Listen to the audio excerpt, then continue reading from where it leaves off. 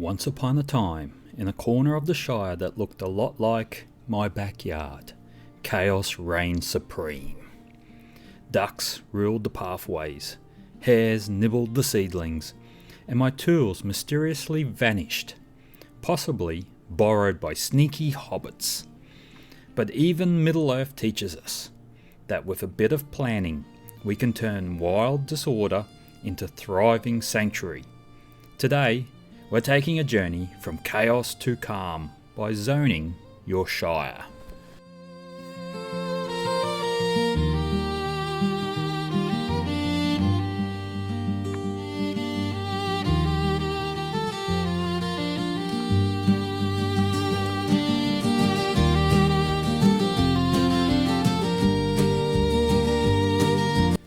Stick with me, and by the end, you'll know how to transform your land, whether it's 5 acres or a humble backyard, into an organised, productive and magical place.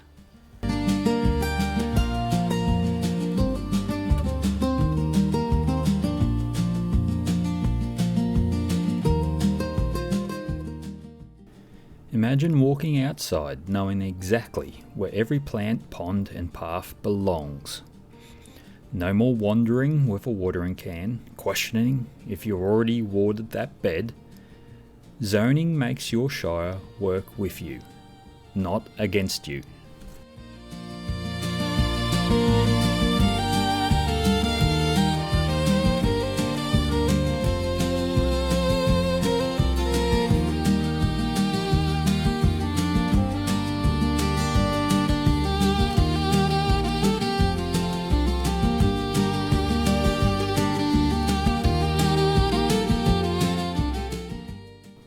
Permaculture sees zoning as the art of dividing your land into areas based on how often you visit and use them.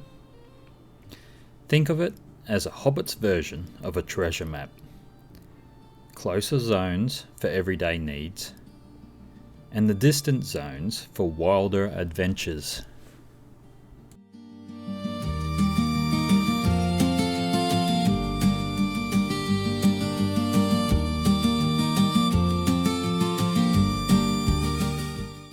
Zone 0, your hobbit hole, your home. Zone 1, that's where your herbs and your salad greens and your compost bin lives. It should be close enough that you can gather basil in your dressing gown. Zone 5, that's the enchanted forest where the ants hang out. And that's where you let nature just do its thing.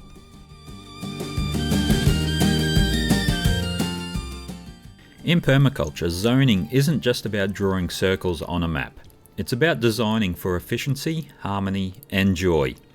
The Shire didn't become the picture of abundance by accident. Even hobbits, in their own way, respected the lay of the land. Zoning places the things you use the most closest to your hobbit hole. No more long treks for a sprig of rosemary in the rain. Your kitchen gardens and compost bins belong just outside the door, so maintenance becomes part of your natural routine. When you match your activity to the land's natural patterns, sun, shade, slope and water, you reduce waste and stress. Zone 5, the wild edge, is left untouched, becoming a classroom where you can observe ecosystems and draw inspiration for your designs. A well-zoned garden invites you out. You'll wander less aimlessly and discover more. Wild strawberries where you expected, ducks where you need them. It's not just about productivity, it's about creating space you love to be in. Without zoning, your garden can feel like Mordor, overwhelming and inhospitable. But with a good plan, even 5 acres can feel like Bag End, warm, welcoming and full of life. You'll save time, reduce frustrations, and most importantly, you'll actually enjoy your land, because a Shire that's a chore isn't much of a Shire at all. Plus, Gandalf won't pop in to remind you, a wizard is never late, nor should your watering schedule be.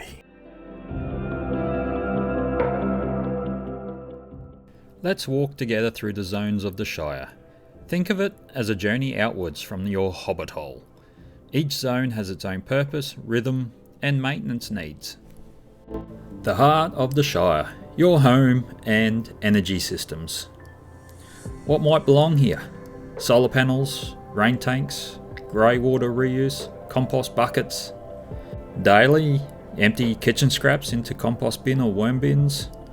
Weekly, check water tanks and grey water systems. Seasonally, you can adjust the insulation, shade plantings, and check solar efficiency. If Bag End had solar, Bilbo would have been the brightest hobbit in Hobbiton. This is the most intensively used space, visited many times daily. Your herbs, salad greens, strawberries, seedling trays, compost bins, worm farms. Daily you're going to water seedlings, harvest herbs, feed worms, top up compost. Weekly you could be replanting quick crops, tidying up beds, mulching. Seasonally you can be refreshing the soil, rotating small crops, adjusting shade or wind protection. And the wise hobbit keeps the mint close to the door for tea emergencies.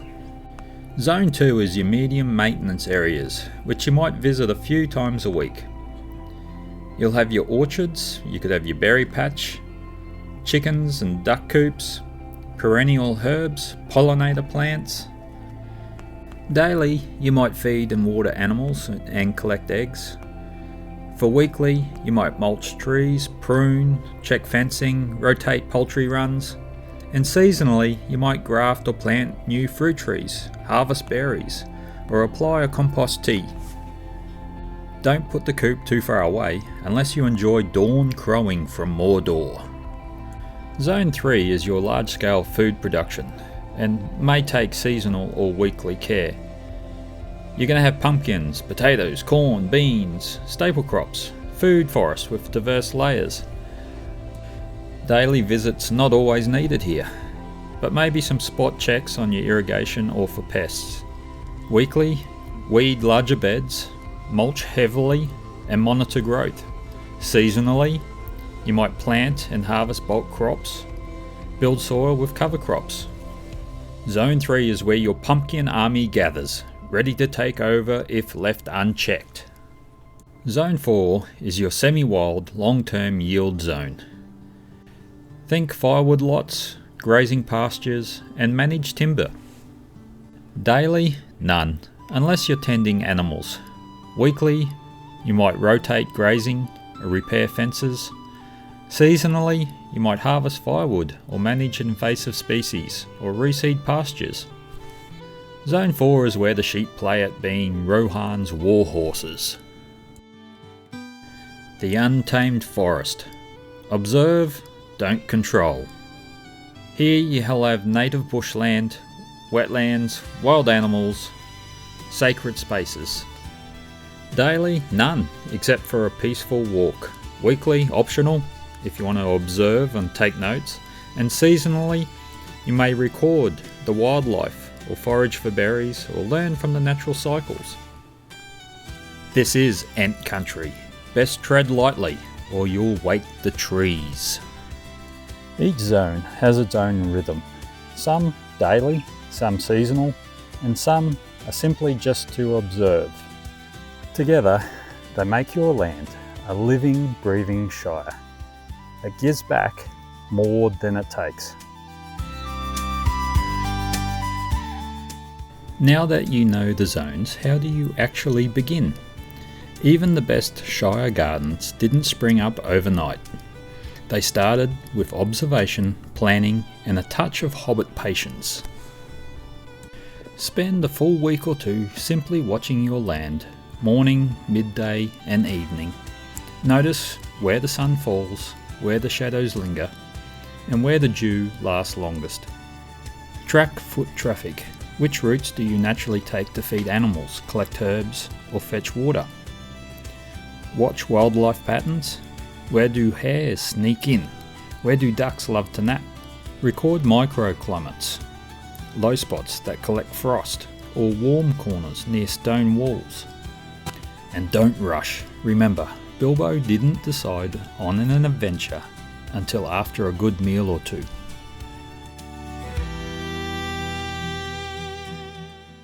Start with a rough outline of your property and don't worry about perfection. Mark your hobbit hole, house, first, and then add paths, trees, water sources, and existing beds. Use symbols or doodles, maybe a tiny chicken icon for the coop or pumpkins for main crops. Colour code or circle approximate zone areas based on your observations. Even Thorin Oakenshield had a map for his journey. Don't set out without one.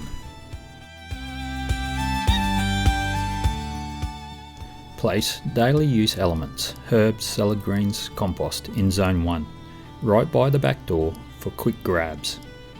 Weekly or monthly tasks. Chicken coops, orchards, go to Zone 2. Close but not underfoot. Main crops and bulk harvest, Zone 3, should be accessible by wheelbarrow but not competing for your prime time. Pasture or firewood, Zone 4, goes further still, where you don't mind a longer walk. Wild forest, Zone 5, stays untouched. Combine compatible elements. Example, plant pest attracting flowers near veggies, or put your worm farm near the compost. Think of it like arranging a Hobbit dinner party. You wouldn't seat the rowdy dwarves next to your best crystal.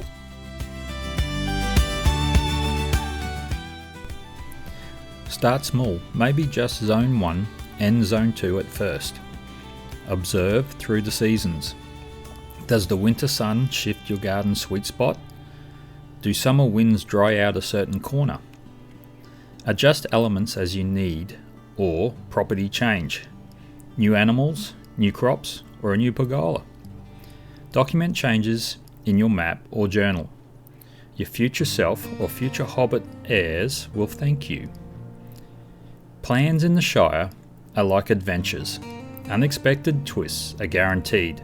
Be ready to pivot faster than Bilbo at a riddle contest. Even in the Shire, not every plan goes as smoothly as Bilbo's tea parties.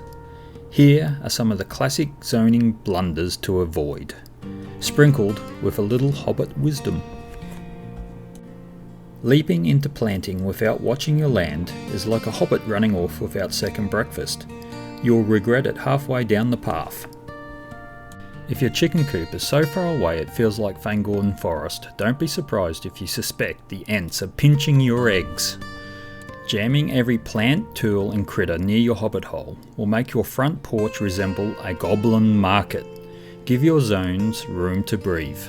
Skipping clear pathways is like building Bag End without a front door. You'll trample your lettuces like an orc at a tea party. Planting pumpkins in Zone 1 seems clever, until they sprawl like smaug across your herb beds. Give the big crops their own adventure further out. Zone 5 isn't Mordor, it's a wild teacher. Visit it, learn its secrets, and let nature whisper ideas back to you. Put your most thirsty beds miles from water, and you'll feel like Samwise heading for Mordor without a water bottle. Building a massive Zone 3 pumpkin empire when you can barely manage your salad greens. That's as risky as hobbits volunteering for dragon slaying. Zones don't stay perfect by themselves. Ignore them and weeds will march in overnight like Sauron's armies. The Shire evolves. What worked when you were a young took may not suit you as a seasoned hobbit. Even Gandalf revises his plans. Just ask his wardrobe. Thinking you'll remember where everything is? That's the kind of hubris that gets dwarves lost in Mirkwood. Make yourself a map. Leave your carrots unguarded and the hares will treat Zone 1 like it's an all-you-can-eat buffet at the Prancing Pony. Mistakes happen. It's all part of the adventure. And with a little Hobbit foresight, your Shire will not descend into chaos. And your pumpkins won't grow wild. So there you have it, from chaos to calm. Your Shire can be a place of harmony and abundance. Start small, observe, and let your garden grow with you. If you found this journey useful or mildly entertaining, hit that like button and subscribe for more Shire wisdom. And make sure you share with your fellow Hobbit gardeners. See you next time.